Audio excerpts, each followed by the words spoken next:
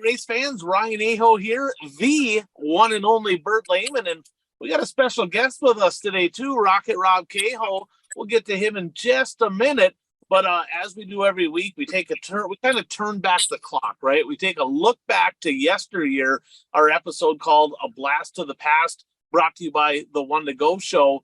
And before we get into that, a little shout out to our sponsor, Impact Health Sharing. If you pay for your own health care, look me up. I might be able to help you save a ton of money. 218-969-1380.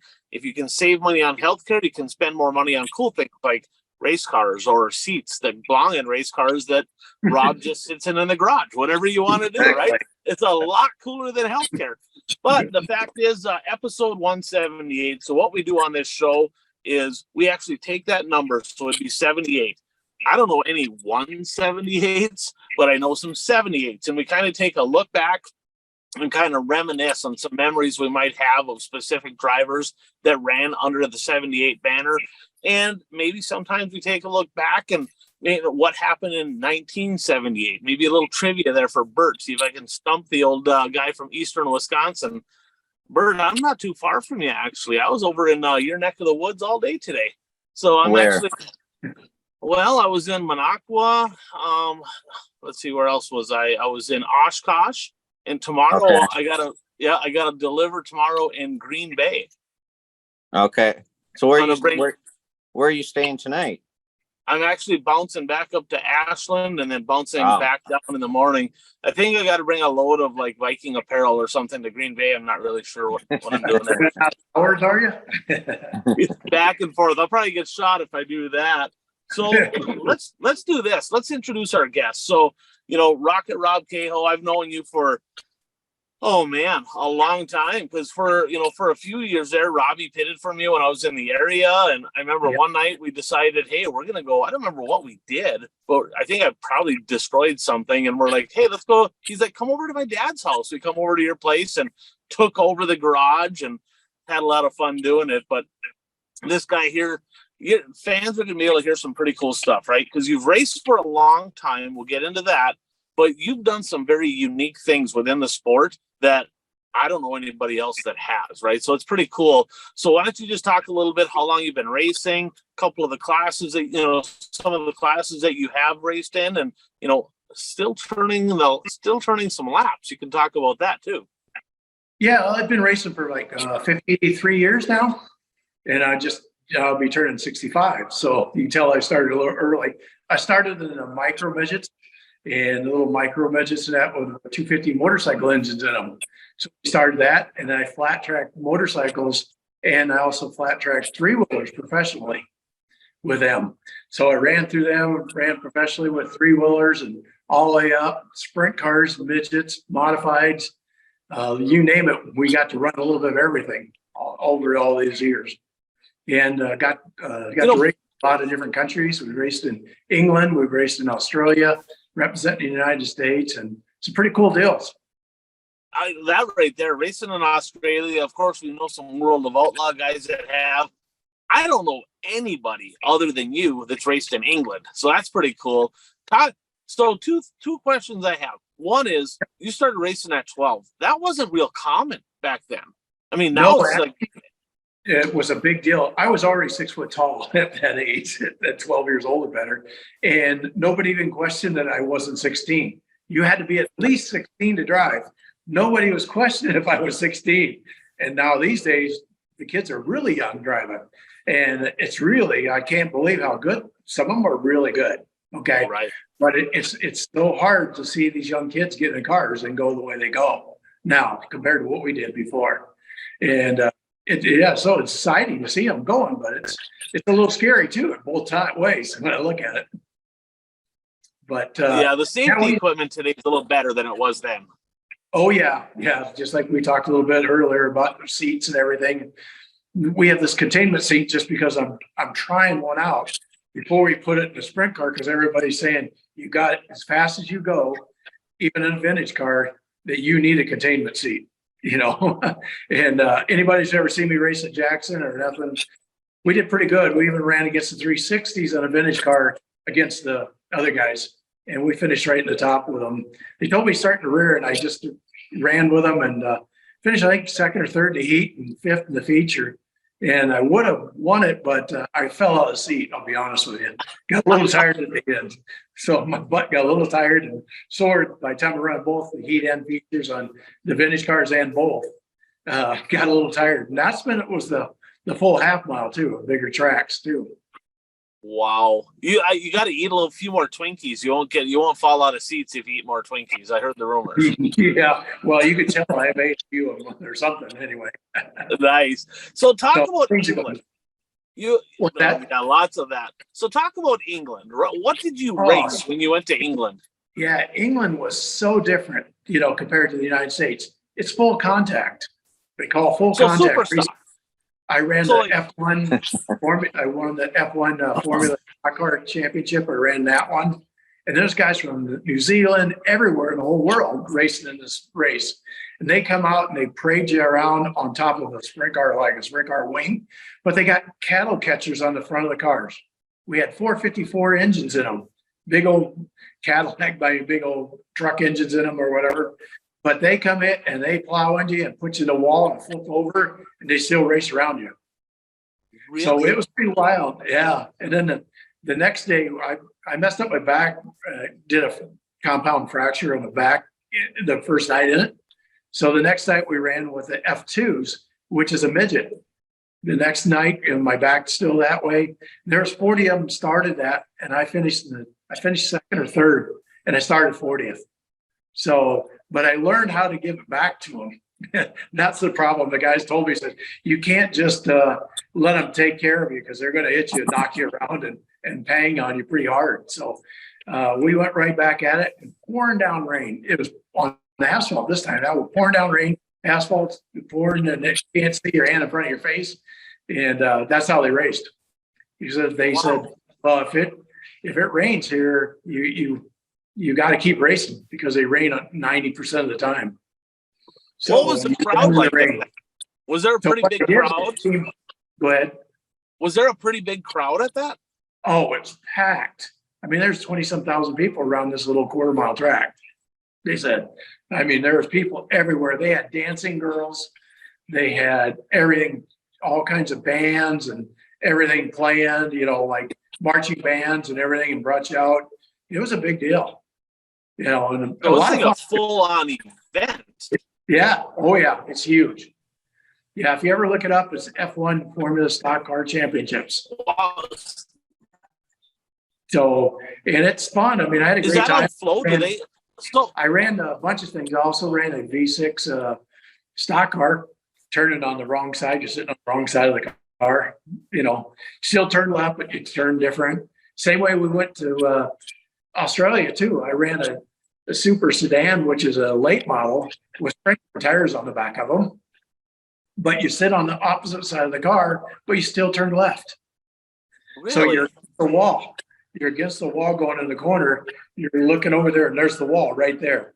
So that's quite a difference. And I know the first time I went out in the late model, I've been running a sprint car for a long time. So you don't lift when you go out there. So I'm a pretty tight track, and I'm full tilt going around the track, and the front wheels are clean off the ground. I pulled in, and the guy goes, "Don't you lift?" And I go, "Are you supposed to?" And I didn't know. You got to lift to get traction, So wow, yeah, kind of a different deal. So Robbie sent me a couple things. He goes, speaking of your career that you had, a couple things that he said that kind of pretty good memories. He said Stars and Stripes Speedway. He said that you had you raced there, but you had a 1 year that was incredible. Talk a little bit about that. I think 1986 is it was. 80 is 1983, and 83. I averaged 143 points a night, and I won everything, almost every race. And we were Yankees. Okay, I moved down there from up north, moved down there, and here I'm running an old Cutlass, and all these guys are all running their Camaros and everything, all their hot rod. They're really nice cars, and we were smoking them, and we were beating them with this old rocket motor. And it was just, I had 11 inches of staggered on the front, on the front of the car. It would pull the front wheel right off the ground all the way around the corner, and it did work really good. And It was fun. I mean, we just smoked everything, and we couldn't do anything wrong. It seemed like, nothing we could do wrong. And that's the year that I really ran the 78 car, my first year. And the reason why we ran 78, that was the year Junior was born. Oh, So okay. that's how the 78 came apart. I decided to run 78, and that was the year he was born. And so that's what we ran. 78 started. So that's the Same 78. age as my sister, a little younger than Bert and I. So, Yeah. what town was that in down there? What town was that track? But it was a quarter mile down there at Stars and Stripes Speedway back in the day, and pretty high bank, just a super fast track, and we were sideways all the way around. It was like a sprint car with it. But what town was that? Killeen, Texas. Killeen. Do they still have that track, or is that still, or is that gone? It's gone there. It was right next to Fort Hood, the big Army base there. So, but we ran it, and it just was unreal how fast that car and how good we were. And no matter what we did, we seemed to be, and they put me in bed last every race in the feature. That's how they started. The fast cars start in the rear. Not, now these days you draw and you're up front. No, you start dead last. And that's how they ran them. Yeah, my dad did the same thing. Yeah, my dad did the same thing up in Hibbing. The High Point guy always started him back. Was it like that in eastern Wisconsin, Bert? Did they do that for a while there too? The High Point guy in the back every night? Yeah, back in the day, they did it that way, yes. It was more entertaining, right? But the fact is, you get that person up front that can't walk and chew gum, and next thing you know, you need a new front clip on your race car because they spun out on the parade lap or something. So yeah, I'm a little skeptical. A few people, 2 or 3 times in a 20-lap race, and I'm like, wait a minute, I'm started in the back. I passed them already 2 or 3 times already. Right. Yeah. So he said that you were a victim of sabotage. Oh yeah. That was a long time ago now. That was racing at Springfield, Illinois, on a little quarter-mile track there. And the crew chief wanted to drive the car. And he was brother-in-law to the guy that owned the car. And they couldn't figure out why this guy had lots of drivers that just couldn't seem to go very good. Well, I got in, I went in the corner, set up the car, and all of a sudden the whole thing locked up and turned around in front of the whole crowd.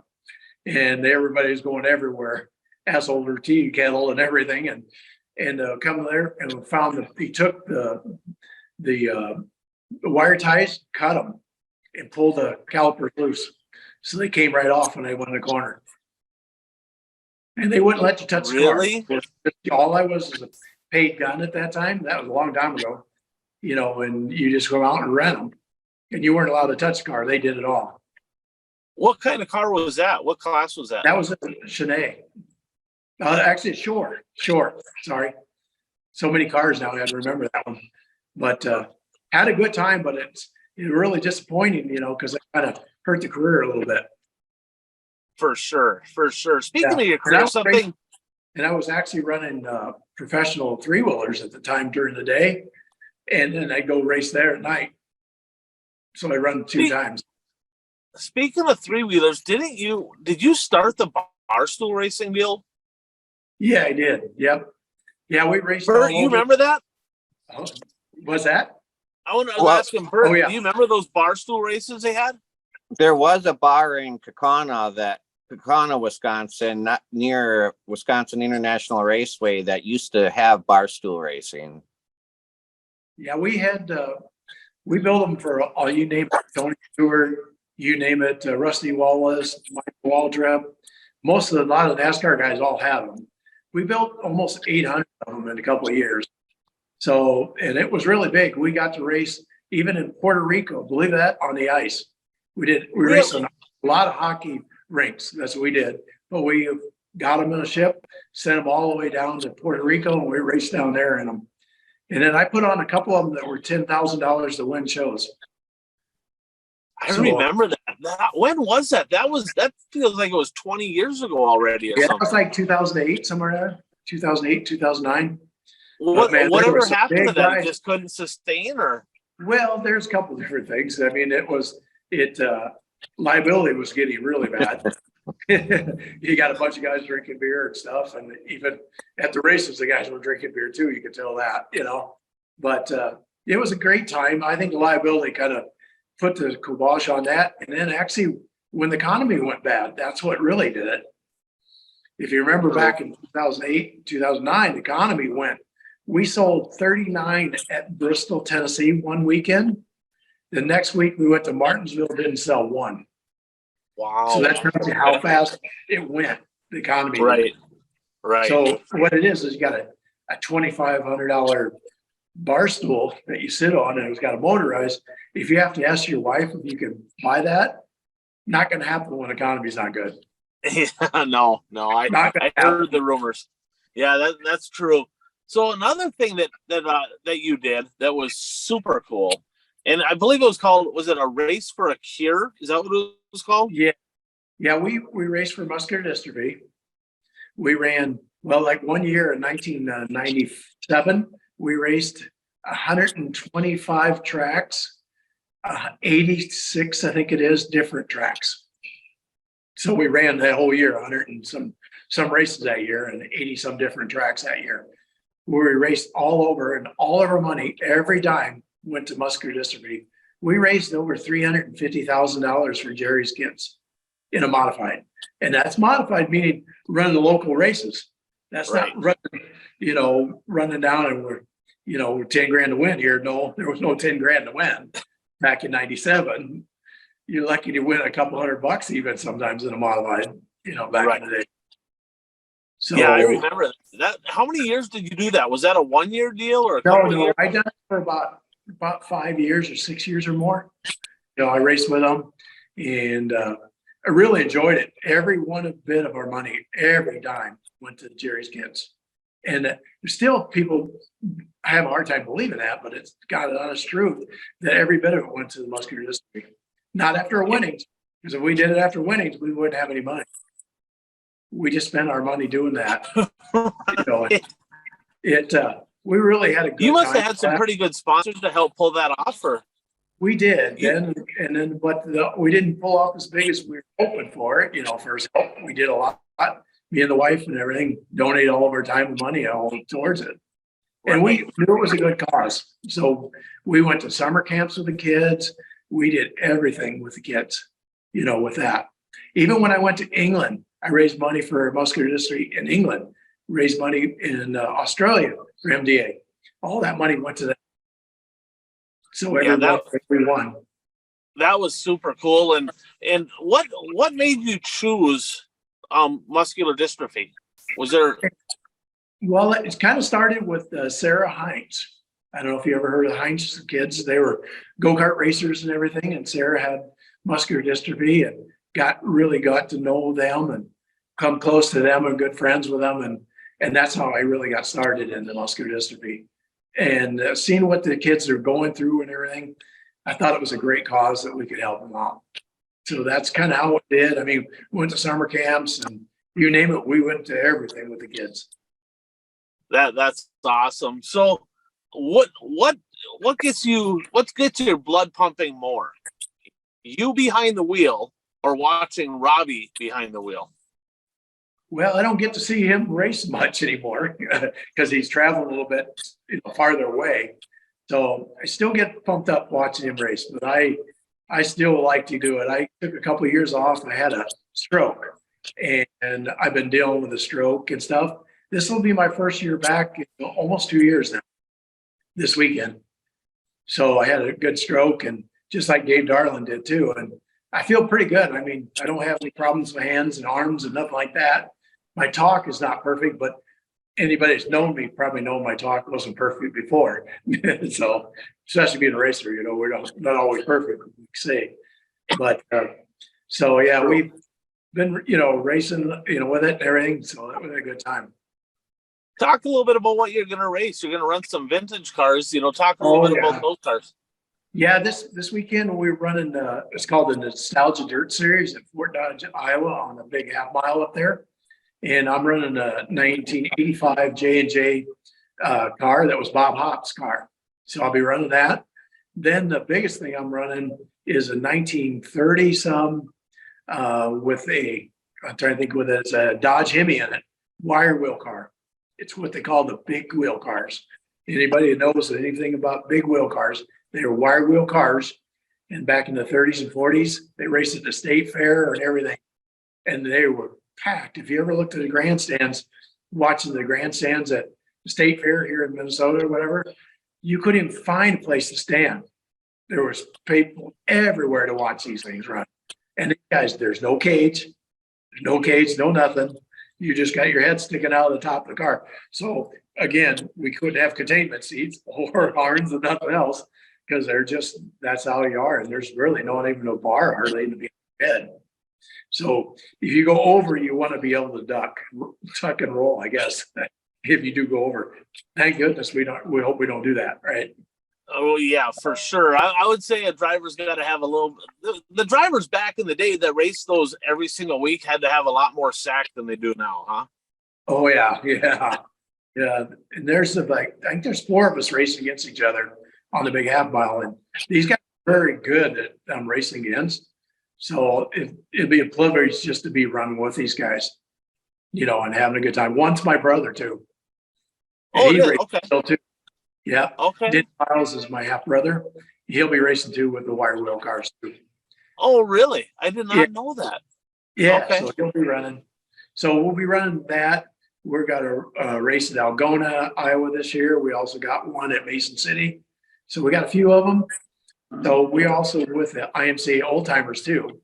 So we're doing, if anybody knows with the old timers, they've been doing stuff forever. We got Dakota County. We have a big fair that we got to do this year.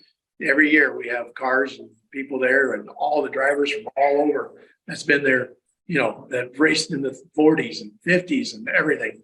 They're there to talk and stuff. And it's a great time. Great fellowship with everybody too, to get out. But one thing I also say, I really had a good time. I had to do it once. I ran the Chili Bowl. And you did run the Chili Bowl? Yeah, I ran the Chili Bowl. It's been a couple of years ago now.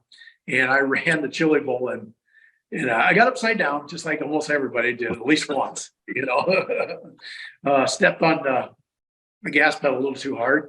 And those little things, if anybody's ever ran a midget, they're very quick and they just go flying. They don't weigh nothing. Even with my big butt in it, they still move pretty good, And I got on the gas and away she went. And usually my 360 stuff, I just stay on the gas and do a complete 360 and head out. Well, that didn't do it that way. It went 360 and it caught the into the berm and ended up on top of the concrete walls and stuff. But we got it back together, come back out. So then it was kind of funny because I ran all the heat races and that whole day and made it into the mains for Saturday, which everybody makes the main. So you just got so many alphabet soup to go up. Well, Robbie came down and I said, "Hey, Rob, you want to run the alphabet soup for me?" So he drove the last couple races. And everybody goes, "Wait a minute. He's passing a lot of cars." And he was passing a lot of cars. He made it 2 or 3. I don't know how many he made before somebody ran out of fuel right in front of him. They got in upside down. And nobody said nothing. They didn't really care. Like, okay, we know it's him, but whatever, no biggie. Nobody said anything. It was he had my fire suit, my helmet, and everything. It's got the same name, everything. So I said, "Here, go try and run the Chili Bowl for the last couple of races." And he said, "Will you feel bad?" And I said, I just told him I was feeling bad. I wasn't bad. I was okay. You just wanted him to have the experience is what you wanted there. Have you ever raced against him? Yes. Yeah. We ran every Saturday night at Grove Creek. We started what they called the 305 series way back before 305s were even here. We ran the 305 class.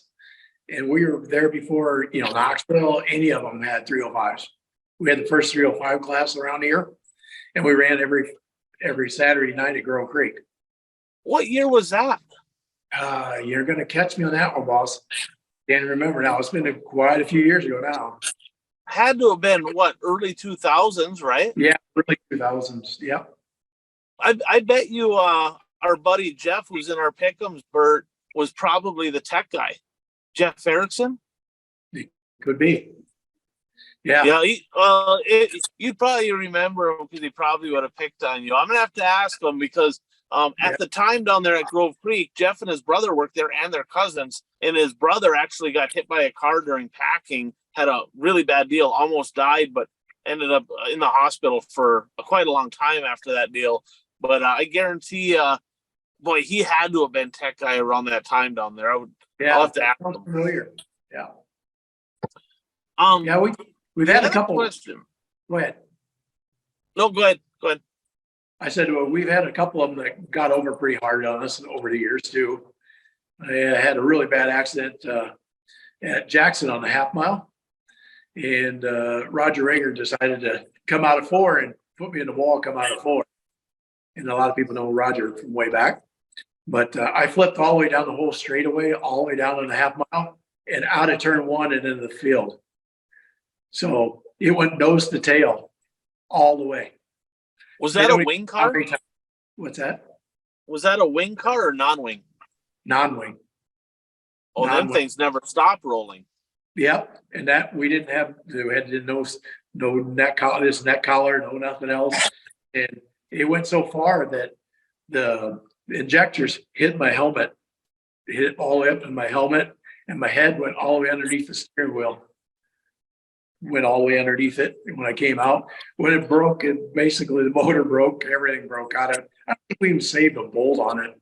Not a bolt or any gauges were broke, everything was broke.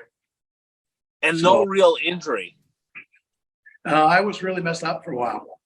Oh, you were? I still have post-concussion syndrome, believe it or not, from that. So it did a number on me. Yeah, I had a similar deal. I ran the next year. I decided to go to late model, try that, but that wasn't as good as I thought it was going to be for me. It was a little slower and everything. So I ran late model for a while. But yeah, so not late model. I remember that. I remember. Might be a little more safer, but they're safer, but they're not quite as dicey. Oh, I got over that too. What would you say your biggest win was? Oh boy. Or your favorite? Oh, I don't even know if it was a win. I like the biggest thing, the most exciting I've ever had was racing the Springfield Mile in a modified. I mean, we ran the night before, we ran Peoria Speedway at a quarter mile, high bank, and I'm familiar with Peoria Speedway because that's where I grew up way back and raced there. We ran that night before and just beat the heck out of it. In fact, when it was their season championship, they go, "Oh, you can't run because of season championship." And I go, "I came all the way down here to race for MDA and everything." They let me in. They said, "Well, you won't make the main event anyway." Well, I almost won that main event with that night. And then they made me pay my NASCAR license and everything else that night too, the whole works. And then afterwards, we went across the street. A bunch of guys went over and helped me, worked on it, and changed the gears and everything, and got it ready for the mile the next day. And I think we finished 10th, but there's 100 cars that started that went down there for that mile. And I finished 10th, which is really good to even make the main event. And the problem is I was just running a 360 motor. It was soda motor. That's what I was running. Right. Those guys all had 410s in them. Every one of them had 410s. So if the coming out of 4, the checker flag would have been about probably 50 feet away from the checker off of 4, I would have won it because I went from 1st to 10th every lap. 1st to 10th. I go down to the corner, I'd stay on the gas and never left. I'd go right to the front. And I come out of 4, here they come back. All 10 of them right by me. Boom, boom, boom, boom, boom, boom. They'd fly by me. And then go in the corner, I'd pass them all back because they'd all left. And I just go right back in the corner, right in the guardrail. So that has been quite an experience going from a quarter mile one night to the mile. Is that your only experience at the mile? No, I ran actually flat track motorcycles there years ago. Oh, you did? Okay. But that's okay. a long time ago, But that mile is just awesome. I mean, going down the straightaway, they told me a couple of things. If you bang in this mile, there's not a whole lot of going. They're not going to stop the race. They stop the race. You're probably going to go out in a body bag. And that's what they said if you start banging into each other on that mile, because these cars aren't built for that either. So they don't Right. Yeah, so me and another guy got together a little bit going down the straightaway. Both looked at each other and go, okay, that's enough of that. Let's stay away from each other. You don't want to be crashing into each other like that. For sure. But So- when we talked about racing, with the MDA and stuff, I had 13 sets of 9-bolt rear end gears in the trailer. That's how many really? we had every night that we went to the track. Now, a lot of times we change gears 2 or 3 times a night, and we probably end up with the same gear at the end of the night. I don't know how many times that happens. I'm sure you're familiar with that. Been there, done that. Change those gears over and over and over, and then by the end of the night, you're back to the same gear you started with. Yeah. But Thank they weren't God that easy to for change. quick change rear ends. They weren't that easy to change, were they? No, quick change rear ends are the best thing ever invented. I love quick change rear ends. The 9-inch, not so much. Them were a handful. So let's close with we had this. to unload all those gears before we even unload the car, because they were all stacked in the back.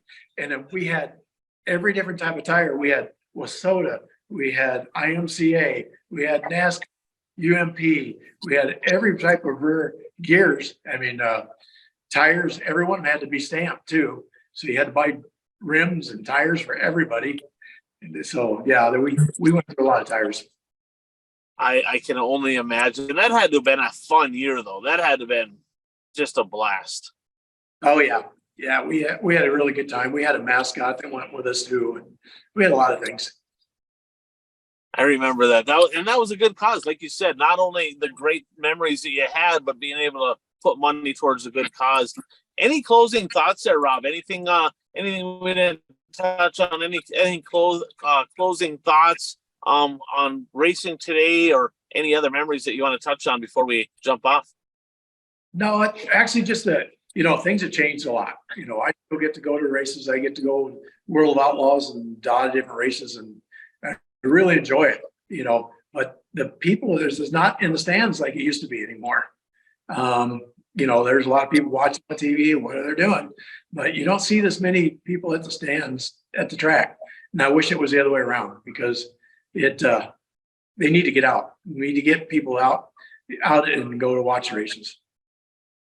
100%. Bert was at the races last week. I'm planning on going this weekend as long as I get home. So we got to and bring somebody with you, right? Don't just go. Try to bring some people with you to get them to the racetrack. But man, good luck this weekend. Have a blast down there. Always a pleasure talking to you. It's been too long. We're gonna have to get together one of these days. I keep telling Robbie the same thing, and I just haven't made it down to the cities. But be looking forward to seeing you before too long here. Yeah, and I just want to thank Gillen Enterprise and stuff, the Justice Brothers group. They've been with me for about 30 years now, almost. So they've been with me and support me on driving their cars. So that car that I'm driving is theirs and everything. And you look in the background, here's Bobby Gills won the ASA car that's sitting in behind mine. And we're getting ready to road to race that this next year, vintage road racing with it. So that'll be the first time I'm going to be turning left and right. So that'll be a little different. So we'll be doing some vintage road racing with it next year. Well, that'll be a blast. You have to keep us in the loop. I got you on Facebook now, so I'll have to follow that. Make sure to post a lot of pictures for Bert and I. Yeah, we kind of bombard that a little bit. So, and then not with the table timers and everything, but we really appreciate it, and we really appreciate you guys bringing us on and stuff, and really enjoyed it. Thank you guys. Absolutely. Well, thanks a lot. Rocket Rob Caho, still getting after it. I feel like a quitter. I got to be honest. I probably need to turn some laps, because you're a couple days older than me, and if you're still doing it, I should be doing it too. So I'm just saying. There you go. All right, buddy. Thanks so much. Appreciate it. All right. Yep. See you. See you. All right, Bert. Well, that was pretty fun. That's kind of a trip down memory lane there. A gentleman right there that has done a ton for racing, been involved for, like you said, 53 years. That's incredible.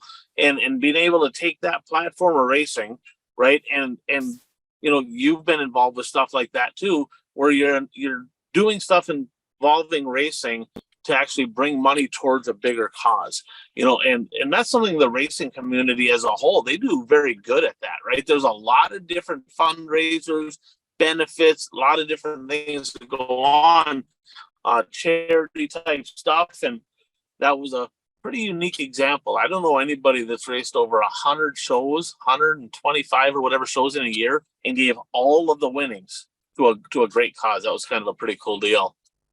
So yeah, he definitely had a lot of great stories, and definitely has a lot of racing history and experience behind him. I had to double check. I had to make sure I hit record. I did. I'm like, I got a good memory, but it's short. Yeah, he sure does. And his kid still gets after it. He's just down. They were supposed to have the CJ Rayburn tribute race at Circle City, and the sprint cars were with. He had the sprint car there. It rained out this past weekend. So we get into it. Number 78. So of course, Rocket Rob Caho, Robbie Caho, number 78. He's still getting after it.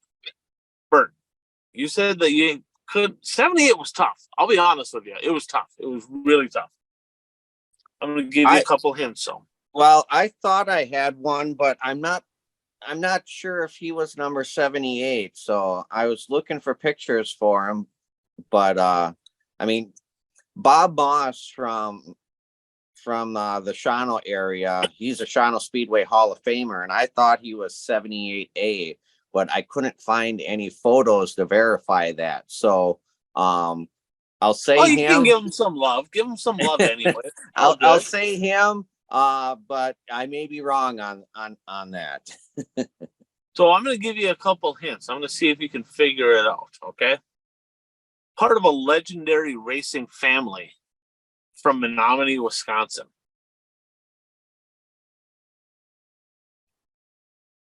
Well, are Prochnows from Menominee? Look at this guy. I can't slip one past you. What? That's bullshit right there. That is literally, that's what that is. I don't have no 78s. I give you one. I give you the town, and you're like, oh, Prochnows. Oh, yeah. Well, I didn't know any of them were 78. I know 68. But there's only two drivers. There's only two families from Menominee that I know of race, and that's Mars and Prochnow. Right. So Ron Prochnow, he was a late model, number 68. And I remember, I think it was the Steer Supper Club down the side of his car. I believe that's his kid, Mike Prochnow, that's running a late model now. Okay. Ron's brother, Larry Prochnow, actually ran, I remember him back in the early 80s in a super stock. They called them hobby stocks back then in Menominee, but they were super stocks everywhere else. Then he transitioned. He raced late model as well for a number of years. And he raced modifieds. Most recently, he raced modifieds. So he raced all over the place. I remember him coming up for years, right? The Prochnow, not as much Ron, but Larry would always come up to Hibbing for the Labor Day shootout. And I think Ron was up there, but not as much as Larry. He came up there for several years, right? He's 70 years young. Most recently raced a couple shows in 2019. He ran a modified over at the Red Cedar Speedway. Heard some rumors. Couldn't substantiate it. Heard he got a little feisty. I heard there might have been a little bit of feistiness there with the old Prochnow game. Not exactly sure what happened, but sounds like he's still got a little fire in the belly anyway. His two sons, and I don't know how many kids they have, but Ross and Brent Prochnow, they ran modifieds for a number of years. I believe they still have the cars, because I looked at my race pass, and for like the last 6-7 years, they ran like a handful of shows each year, right? And both of them raced, I guess, 2017. They took a stint off for about a decade, and then from 17 on, they started racing just a little bit. Looks like one of Brent's kids, or a couple of his kids, maybe dabbled about 5-6 years ago. But looking at my race pass, kind of looking through things, there's not another generation of Prochnows out there. Now, Mike's still racing, right? That'd be a cousin. But as far as Larry, his kids, and their kids, they got to get busy, boys. If these kids don't want to race, you're still young, make some more. I mean, we got to get more Prochnows out there racing. What are we talking about? Brent came up to Hibbing for Labor Day 2000, the year 2000 modified feature winner at the Labor Day shootout. So he ran well up there. I know that was one of their bigger wins that they had. But man, the Prochnow name, when I think Menominee, one of the names that just automatically comes to mind is that Prochnow name. They've done a lot for the sport. The whole family, all of them, heavily involved for a number of years with the Red Cedar Speedway. So they've done, not just the racing side of it, right? But they've actually helped with the racetrack, served on the board, helped take care of things on the track level. So very good family for dirt track racing.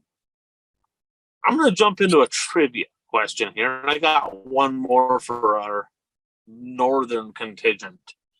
So we're going to go back to the year, Bert, 1978. There was an event that was held that started the birth of a pretty notable racing series. The NDRA? Nope. The fee for joining this series for the drivers, okay? They advertised it. The promoter advertised in National Speed Sport News that, hey, we're starting this deal. We're gonna count all the points, and we're gonna pay out a point fund at the end of the year and have a champion. And if you want to join this, you got to fill out this sheet of paper right here and send your $10 to join. $10. That's all it was. $10. $10 to join. Was this the first incarnation of the World of Outlaws? It was. So it was born March 18th, 1978. The promoter, right? Was it Ted Johnson? I think it was. I don't know why I didn't write that down. I should have written that down. But he's from Wichita Falls.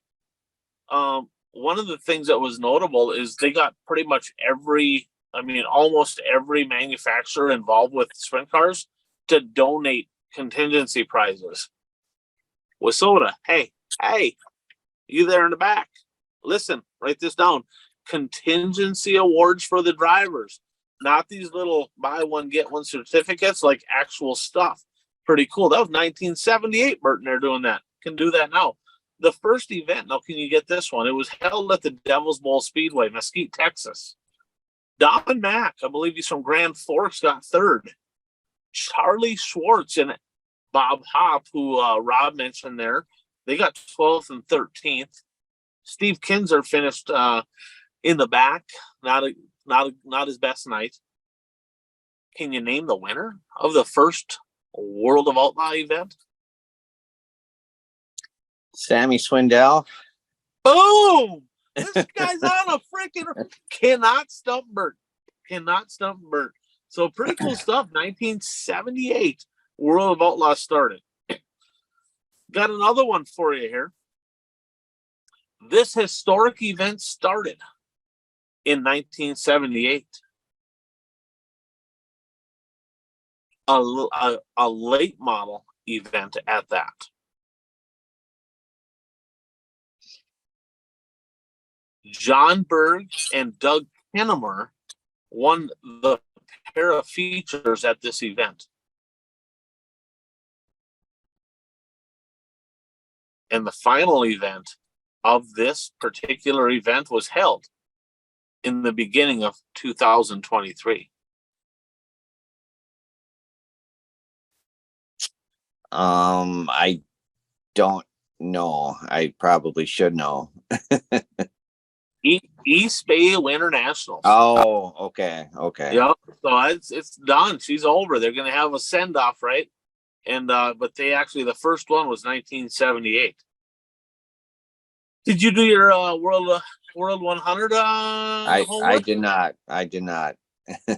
Ken Walton, 1978 World 100 winner from Viola, Iowa. So, what do you think the winner earned in 1978? Hold on.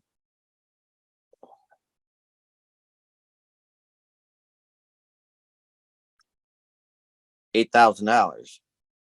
Close. 11. Oh. Yeah. yeah, you're close. You're only off by 3. So 11. It's changed. What is it now? 54? 55? I don't know, something like that. Yeah. I mean, somewhere in that neighborhood. they had 1,000 every year. Right. Right. So I don't remember what year it started, but it was 11. They must have started at, they obviously didn't start at 1. So they must have started at like, I thought it started in 74. I could be wrong on the year, and I thought it started at 4,000 to win. okay. So that's how I came up with 8,000, because if it started in 74, you add 4,000 more, one for 4 years. So Yeah, he must have got to that point and said, hell with it. Let's bump it up a little bit. So I'm not sure how well, I could be wrong on the year that it started. And maybe it paid more than 4,000 to win to start the first year too. I'm not positive. It's been a long time since I've read the book Earl. So right. So one more 78 for all of us northern Minnesota folks, especially Hibbing, Grand Rapids. Guy from Hibbing lived out, I guess it would have been south of Hibbing, kind of the south side of town. Vic Westerland in the 78. Most notably in our area, I remember him in the hobby stock, street stock division. I think he dabbled a little bit in the modified. I don't know if he ever ran a super or not, but I know he dabbled a little bit in the modified, but mostly, I mean, super low budget guy, right? For years he worked on his car outside. I don't know if he ever had a garage. He might have brought it over to another guy's shop to work on it. But a guy that literally he scraped every penny he could just to get to the racetrack. He won races too. He was a unique individual, still around. I haven't seen him in quite a while, but a unique individual, but very, just easy to get along with. Just loved being at the racetrack, right? And a couple memories I have of this guy, because I raced against him in my early days. He was so tight on cash, right? That he would take the battery out of his race car. He only had one battery, because battery $100 at the time, 100 whatever they were, $100 or so. Well, he's like, I don't need 2 batteries. Take the battery right out of the truck, right? Put it in the race car, race. Put the battery back in the truck, right?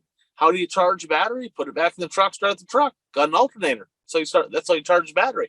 So he'd use the same battery, race for fuel, right? In the hobby stock. I remember he'd drive into the Grand Rapids Speedway, Bert, which is about 45 miles from Hibbing. And he would literally siphon the gas out of the truck, put it in the race car, go race, and then whatever was left, he would siphon it back out, put it in the truck, and he would hope like hell he had enough money so that he could drive. And he'd go to, usually at the end of the races, because I did a lot of times on a Friday night, he'd go to the local tavern, cash his check, right? Fill up the gas tank or with enough gas to get back to Hibbing, have a couple cocktails.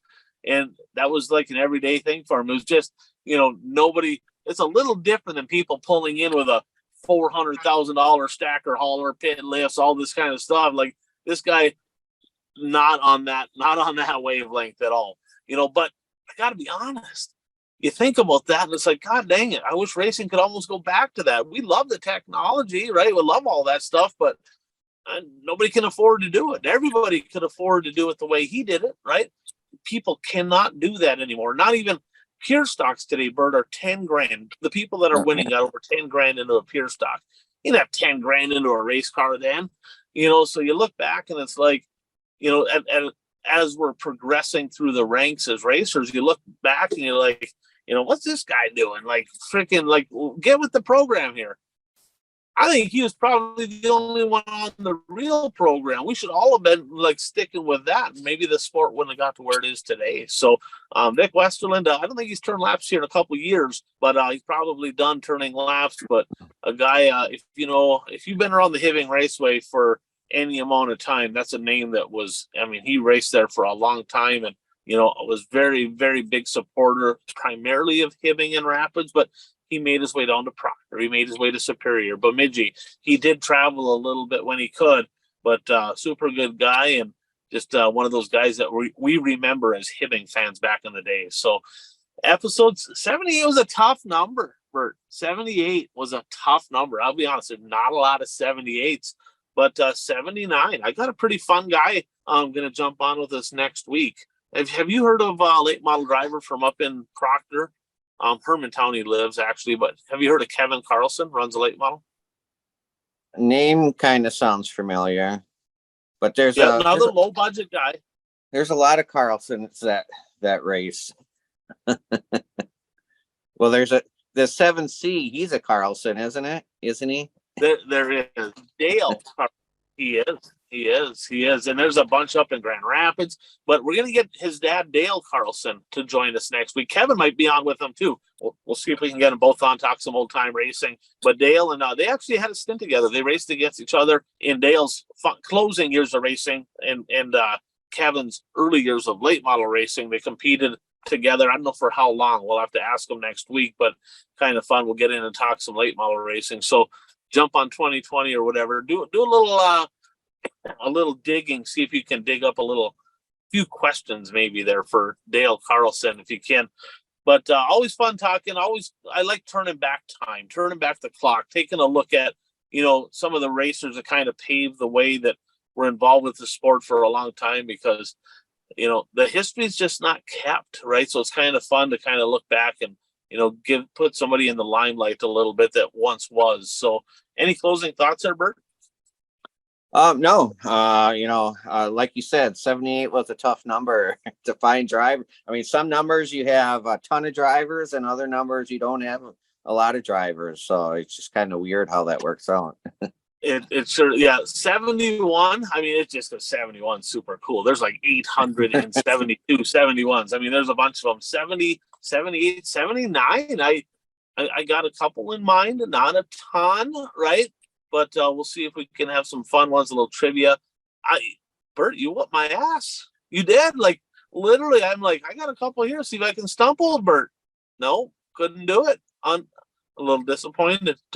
I did stump you on the one, but you kind of got her right away on a couple of them there. So we'll see if we can maybe come up with a little better plan for next week. And see if maybe you can stump me if you get bored or whatever. Well, I'll have a interesting tidbit about Shawano Speedway history next week for 79. So I like it. That's what I like to hear. Well, as always, I'm Ryan Aho. That is the one and only Bert Lehman. Hope you guys enjoyed the show. Before you end here, right down below, if you're watching on YouTube, click that subscribe button. And if you're watching on Facebook, share this, right? It's kind of fun to get the name out there, get the word out there, and have a little history for people to kind of look back on. Memorial Day weekend, Bert, lots of racing. Be safe. Remember what Memorial Day is all about, and we'll see you guys all next week.